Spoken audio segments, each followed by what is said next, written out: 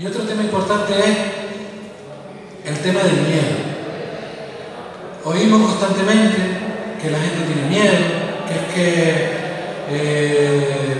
no sabemos ahora cómo actuar, porque es que si el patrón nos coge entre ojos, en fin, este tipo de cuestiones. Yo a esto le digo una cosa. Cuando un perro de presa nos muerde y siente que tenemos miedo, lo que hace que es, todos sabemos, ¿no? Seguir mordiendo hasta que te destroza. Solo si compruebas que tú reaccionas y eres capaz de darle un golpe en la nariz, por ejemplo, es la forma en que se paran las cosas, o sea, se para el ataque del perro. Y esto es un poco lo que nos está pasando. Es decir, en este momento, en esta situación, si nosotros, ante un ataque tan brutal, que ahora explicarán los compañeros, lo que hacemos es mostrar miedo, lo que estamos haciendo es favoreciendo que se envalentonen más, que sean cada vez más valientes y por lo tanto lleguen más lejos. Y esto es una cosa importante que yo creo que miedo hay que tenerle a esta gente, porque si dejamos que impongan este tipo de reforma laboral, entonces sí que hay que tenerle miedo. O sea, miedo hay que tenerle a no hacer nada, porque como se envalentone, no hay manera de parar. Entonces yo creo que a la gente hay que decirle miedo a no hacer nada, es lo que hay que tener miedo.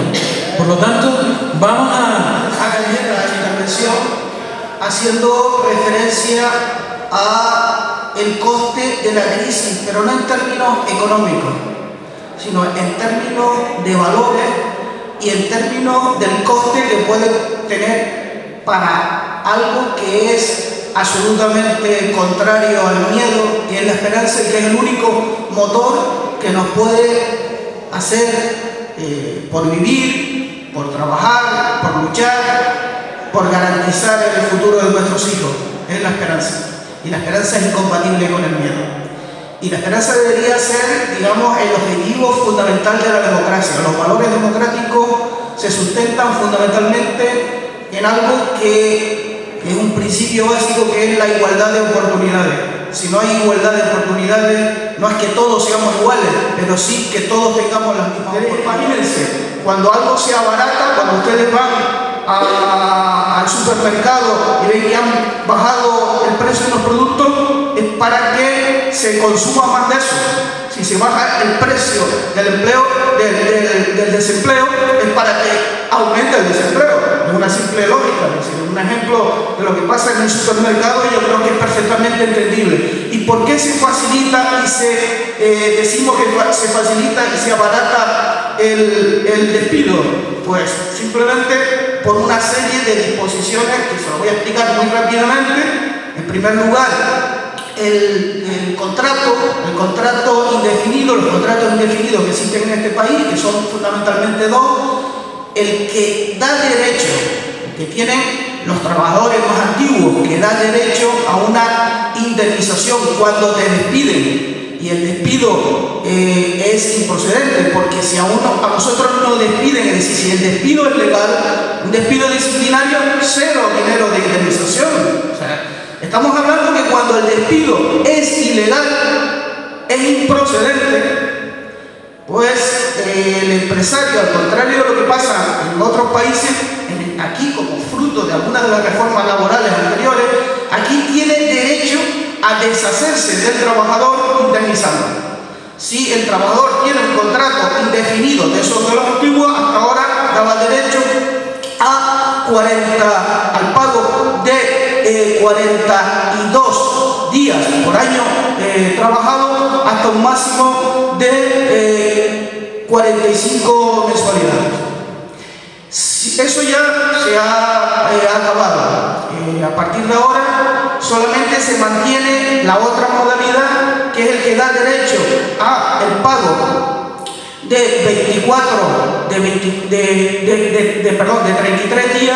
33 días por año trabajado, hasta un máximo de 24 meses. Hay otra forma forma de despedir a la gente, que es a través de lo que se llama el despido objetivo, que es cuando una empresa alega que tiene determinadas dificultades, que está teniendo pérdidas, entonces con eso justifica que el despido es objetivo y puede despedir a las personas aunque no haya una causa basada en un incumplimiento o que esos trabajadores no están rindiendo.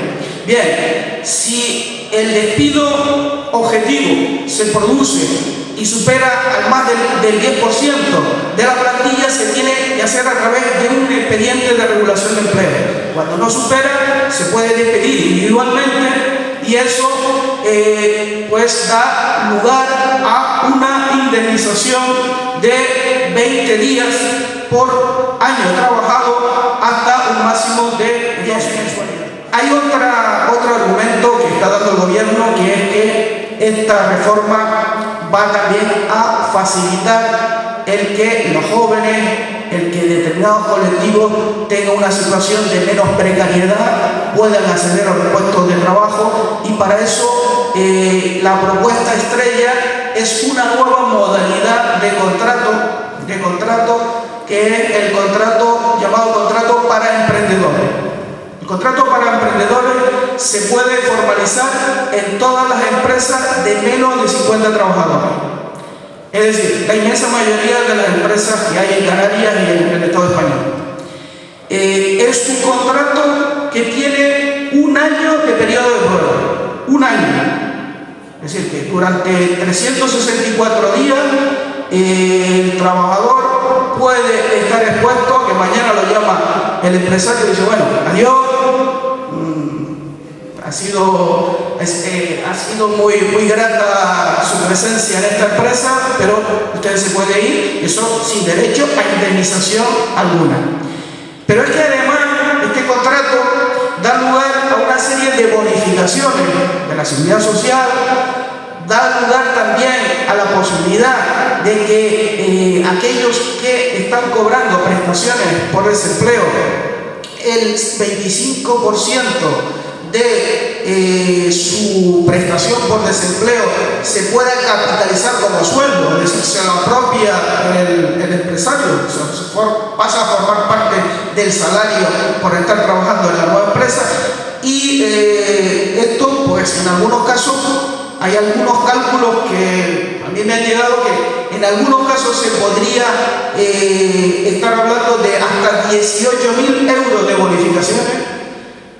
En los casos más extremos que recibirían, es decir, es un empleo subvencionado, va a ser un empleo subvencionado por el Estado, porque es que además se ha encargado lo que se llama la negociación colectiva.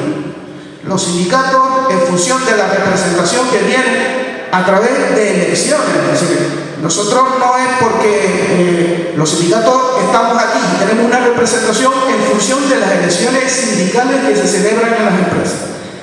En función de esa representación, los sindicatos negocian los convenios colectivos independientemente de que esos convenios colectivos se benefician todos los trabajadores de un sector o de una empresa, independientemente de que estén afiliados o no. Eso también es una de las causas de las dificultades que tienen los sindicatos en este país para sobrevivir. En otros países la negociación colectiva está vinculada a la afiliación.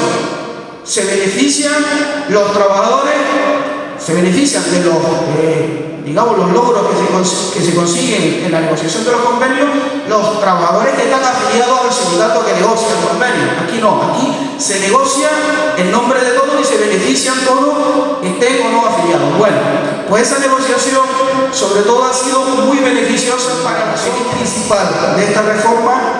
Está en algo que está relacionado con un mecanismo que conocen mucho los economistas, que es la devaluación.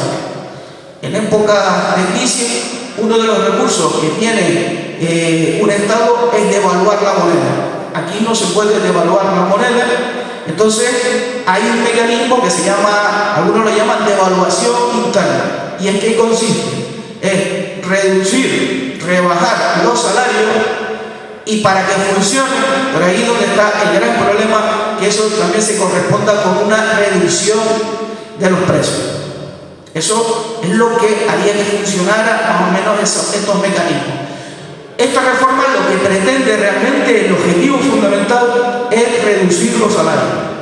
Por eso, hay ya múltiples ejemplos que se están dando por ahí. Por eso todos estos mecanismos de descuelgue, de cambiar las reglas del juego para ir de abaratar el despido, que se utiliza como una especie de móvil, de chantaje que se le presenta a los trabajadores en los términos de o rebajamos los salarios o reducimos aquí determinados derechos que ustedes han querido, pero que eso se traduce en costes salariales, o yo tengo la alternativa del gobierno. Dice, nosotros no vamos a mover ni una coma de esta reforma, salvo algunas mejoras técnicas, pero eso ya lo decidirán nuestros parlamentarios. Él dio ya la cita de Aznar, un gobierno del mismo partido, decía lo mismo en el 2002, decían lo mismo exactamente. Esta reforma no la vamos a mover. Al cabo de 6 meses cambió 6 de los 7 puntos que nosotros reclamamos que modificara y cayeron 6 ministros.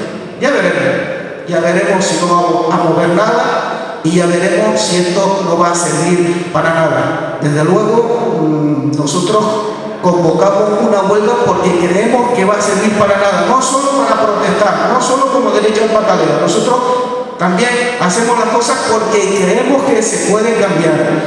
Y hay otra serie de conceptos que, por ejemplo, es muy frecuente, el de a mí no me afecta. Esto no tiene nada que ver conmigo. Eso lo suelen decir, hasta hace poco lo solían decir los empleados públicos. Sí, esto vale, nosotros tenemos trabajo seguro y no nos va. Bien, los expedientes de regulación de empleo, sí se van a poder poner en marcha las administraciones públicas. Todo lo que sea personal laboral, que es más de la mitad de los empleados públicos en este país, se pueden ver afectados por un expediente de regulación de empleo o por un despido objetivo, igual que cualquier otro trabajador. O sea que ya se acabó esa distinción y ya veremos lo que va a pasar con los funcionarios, que también se pueden modificar las leyes específicas, no el Estatuto de los Trabajadores, sino el Estatuto Básico que regula sus condiciones de trabajo. Pero es que también es una reforma que afecta también de una manera indirecta, pues yo que sé, a los pensionistas. Y bueno, y por último, pues voy a hacer referencia a ese manido argumento de que, bueno, de que han hecho los sindicatos, de que esto una huelga que convoca a los sindicatos pues no me merecen mi apoyo. Evidentemente, yo creo que hay críticas razonables y hay que asumirlo. O sea, aquí nadie es perfecto y los sindicatos también tendrán que asumir su crítica y tendrán también que adaptarse y cambiar y modificar algunos comportamientos. Pero de luego yo sí que me hace pensar de dónde vienen las críticas más virulentas. Y no son precisamente ni de los trabajadores, ni de los sectores populares. Ustedes saben perfectamente de dónde vienen. Vayan a Intereconomía, vayan a los medios de la extrema derecha, que son los que más caña están dando en estos momentos. Por algo que es que nos hemos puesto de acuerdo prácticamente todos los sindicatos. Muy pocos quedan fuera. Prácticamente todos los sindicatos hemos coincidido en los objetivos de la huelga general y nos hemos puesto de acuerdo para trabajar. Buenas noches, gracias por estar presente. Yo voy a dejar el contenido de la reforma laboral para Juan Jesús Arteaga, que conoce más en detalle, ya que como responsable de comisiones obreras de toda Canarias ha tenido que machacar y ha tenido que hacer frente a medios de comunicación en asamblea en muchas empresas explicando los detalles. En todo caso, yo sí quisiera abundar sobre cómo hemos llegado a esta situación, porque a lo largo de todo el proceso democrático han habido 54 reformas del Estatuto de los Trabajadores. Todas las reformas han supuesto ceder derechos. Es verdad que se han conseguido en la negociación algunas parcelas, pero ceder el derecho conquistado. La última reforma, no hablo de la aprobada el 10 de febrero, o que entró en vigor el 10 de febrero del PP, fue la del PSOE de septiembre, que supuso la huelga general del 29 de noviembre. Y esa reforma allanó el camino a la actual. Pero es que además en octubre pasado, el Partido Socialista, junto con el Partido Popular, hizo una reforma de la Constitución sin consultar con los españoles. Y esa reforma fue exclusivamente para facilitar el neoliberalismo o facilitar el control de los estados por los bancos, sobre todo el Banco Central Europeo, el Banco Mundial y el Fondo Monetario Internacional. Esa reforma viene a decir literalmente que se prioriza, se le da prioridad absoluta al pago de la deuda de España por delante de la prestación de servicios tan esenciales como puede ser la sanidad, la educación o las prestaciones por desempleo o las pensiones o este tipo de cuestiones. Insisto, ese tipo de medidas responden a intereses, sobre todo de los especuladores, de quienes controlan las finanzas en el mundo. Tanto el Partido Popular como el Partido Socialista han venido con un mensaje machacón diciendo que no podemos gastar más de lo que tenemos, que esto es como una familia. Pura mentira.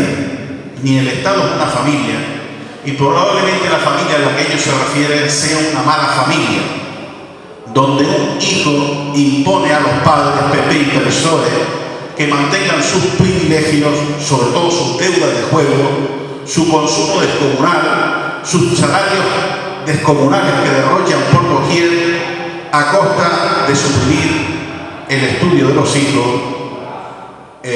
la vivienda, el derecho a la sanidad, o que una hija que esté en paro pueda tener un crédito para montar una peluquería, por ejemplo. Eso es lo que vienen a defender el Partido Popular y el Partido Socialista, con un mismo mensaje. Han sido defensores del neoliberalismo y han impuesto en España las políticas que han allanado el camino al Partido Popular. El Partido Popular lo único que ha tenido que empujar la puerta y entrar hasta la cocina con esta ley. Esta ley que dice que crea empleo y que es mentira. Absoluta mentira. Es una ley que crea, ya verán en los detalles que explica Juan Jesús Arteaga o en el debate posterior cómo se desmonta todo esto. Digo que es mentira porque es una ley que va a fomentar el despido más barato, la precariedad y la pelea entre la familia, entre los padres, entre los hijos, entre los hermanos. Me explico. Va a fomentar el pleito entre los que tienen trabajo fijo y trabajo temporal. Fomenta el pleito entre los que tienen trabajo público y trabajo privado. Fomentan la pelea entre los desempleados que cobran el pago y los que no tienen protección por desempleo. Ya Juan Jesús entrará en detalle con esto. Nos echa a pelear entre todos nosotros y realmente perjudica a toda la clase obrera. Pone de rodillas a todos los trabajadores, estén empleados o no, y ataca a los derechos fundamentales.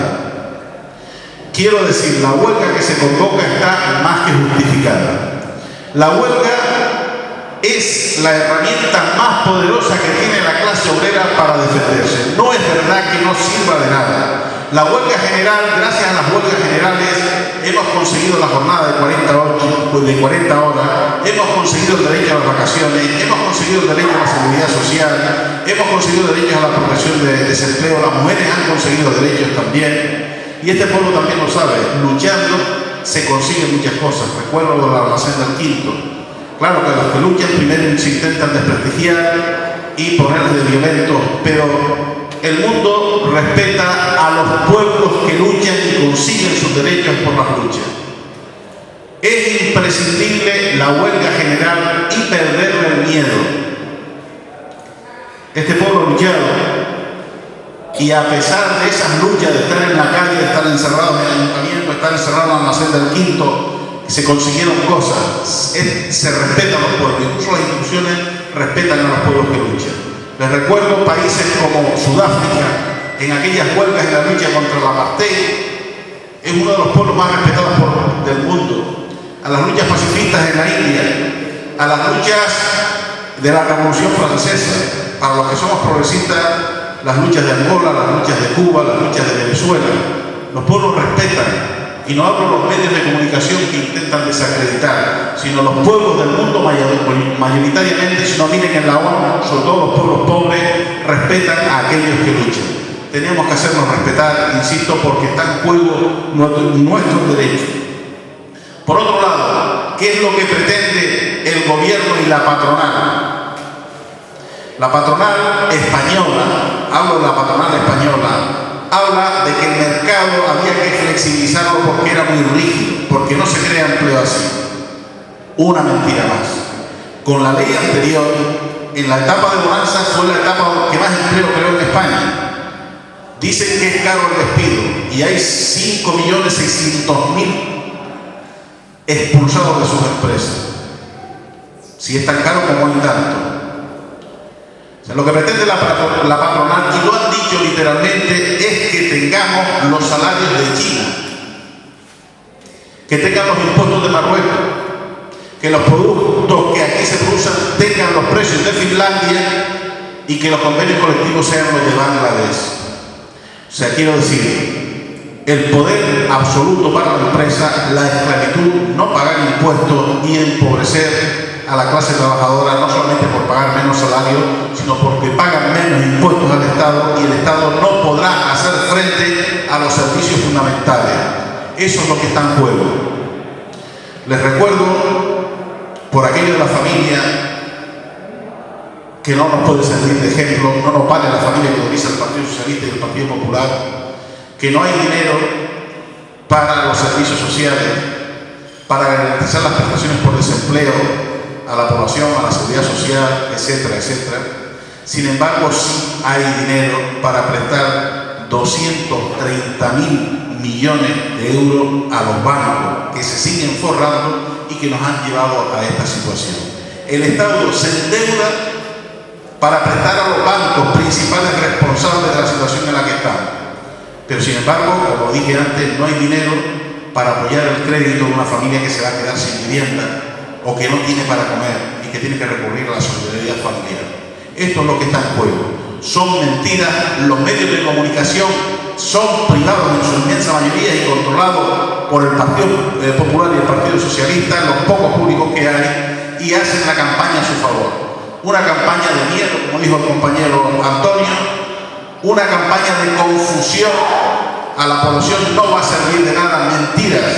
La huelga general del 2002, les recuerdo que obligó a retirar la reforma laboral al PP, la de Aznar, obligó a dimitir al ministro de Trabajo y 6 meses después generó una crisis que supuso la dimisión de 5 ministros. Las huelgas sirven para algo. Lo que no sirve para nada es cruzarnos de brazos, quedarnos en nuestra casa, decir no merece la pena, renunciar a nuestros derechos y permitir la esclavitud, el despido fácil, sobre todo para nuestros hijos que lo tienen tremendamente difícil y tremendamente duro. La economía tiene que tener utilidad social, no especulativa. Y hay un montón de propuestas que desde Izquierda Unida venimos preconizando y hay soluciones a esta situación. Hay soluciones. Menciono unos pocos datos. Hay un fraude fiscal en España que supera los 70.000 millones de euros anuales, más de lo que se quiera ahorrar el gobierno. No digo que en un año se pueda perseguir todo ese fraude fiscal, pero un 30% sí que afloja. Sin embargo, el gobierno reduce la plantilla de inspectores porque ese fraude viene fundamentalmente de las empresas. Esto es una realidad. No se paga impuesto de sucesiones. El Partido Popular nos ha mentido, decía que estaba con los trabajadores, que no se iba a atacar y se ha atacado, que no iba a subir los impuestos y los subió, que iba a consensuar y por decreto está gobernando. Sistemáticamente uno u otro nos está mintiendo. Y hay alternativas. No se trata de cambiar de gobierno, se trata de cambiar de política. Y eso es lo que los ciudadanos no terminan de ver. Parece que la alternativa es el perro negro o el perro blanco, o el gato negro o el gato blanco.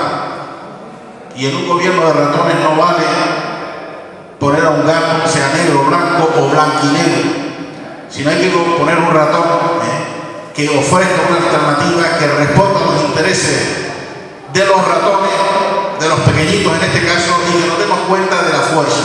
Cuando nos demos cuenta de que tenemos un poder importantísimo, cuando el pueblo sea un poder más grande que la banca, porque esté unido y haga frente a estas situaciones, es cuando único se van a cambiar las políticas. Y las leyes también, porque las leyes desgraciadamente se han hecho para proteger al poderoso. No quiero recordarles cómo está la situación legal ante la corrupción inmensa que hay en España, el caso Garzón y miles de cuestiones. Esta es la realidad que tenemos y que vivimos. Y no hay otra manera que cambiarla luchando, organizándose. Basta ya de hacer caso a las debilidades de los sindicatos. Pongo un ejemplo y con esto acabo. Esta asociación de vecinos se ha caracterizado por una lucha histórica inmensa. Recuerdo las infraestructuras de este pueblo, de saneamiento, del centro de salud, de la luz, lo que supuso el colegio José Tejera, encierro, lo que supuso defender las fiestas gitanas con los encierros externos. Todo eso se conquistó luchando. Hay quien critica actualmente a la asociación de vecinos, pero es que la asociación de vecinos, si está como está, es porque el pueblo no parte, porque el pueblo lo ha permitido. O sea, el pueblo, la asociación de vecinos, la asociación de los vecinos, y los sindicatos, la asociación de los sindicatos. Si a alguien no le gusta, tiene que implicarse en buscar alternativas y salidas. Pero lo que no podemos destruir nuestros cimientos, nuestros mecanismos de defensa. Cuando hay que falta, esta asociación de vecinos ha tirado para adelante. Cuando hay que falta, los sindicatos han tirado para adelante. Por lo tanto, no hagamos caso a esas críticas que vienen desde el gobierno y de los medios de comunicación, porque es la única herramienta que tenemos los trabajadores para defendernos. Y también está siendo atacada, sobre todo porque le quita poder con el tema de la negociación colectiva, de la que hablará el compañero también. Y lo último vendrá después del día 30 de marzo, será una posible modificación del derecho de huelga, regulado en el artículo 38 de la Constitución española, al que tenemos, quieren cargárselo porque tienen miedo a la huelga. En el fondo ellos saben el poder que tiene una huelga general. Perdamos el miedo, vayamos a luchar. Aquí se juega algo más que las relaciones laborales, porque en los barrios se van a empobrecer si los ingresos son menores, y la asociación de vecinos ya está jugando un papel casi caritativo.